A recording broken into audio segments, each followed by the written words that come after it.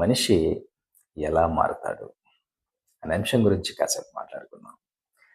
మనిషి వాని బాధకి వాడిచ్చే రియాక్షన్ మారినప్పుడు మారినట్టు కనపడతాడు.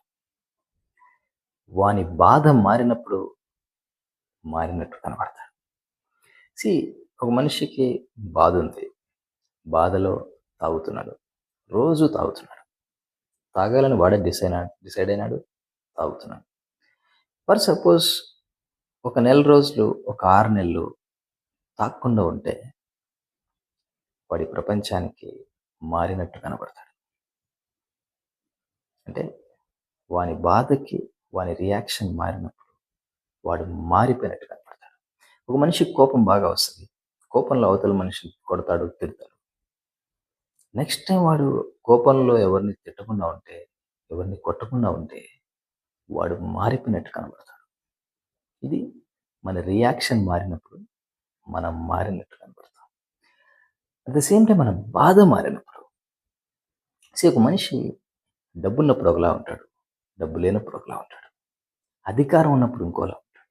ఎందుకు తేడా అంటే, డబ్బు లేనప్పుడు మనిషి బాధలు వేరు, డబ్బు ఉన్నప్పుడు మనిషి బాధలు వేరు, అధికారం ఉన్నప్పుడు మనిషి బాధలు వేరు. నీ బాధ మారే కొద్దీ నువ్వు మారినట్టు కనబడతావు.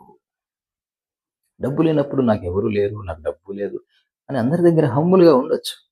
కానీ డబ్బు వచ్చిన తర్వాత నా దగ్గర డబ్బు ఉందన్న విషయం అందరూ గుర్తించాలనేది పెద్ద బాధ అయి ఉండొచ్చు. నీ బాధ మారినప్పుడు నువ్వు మారిపోతావు. దీనివల్ల మనకేం వస్తుంది అంటే, మనం మన కంట్రోల్లో ఉండాలంటే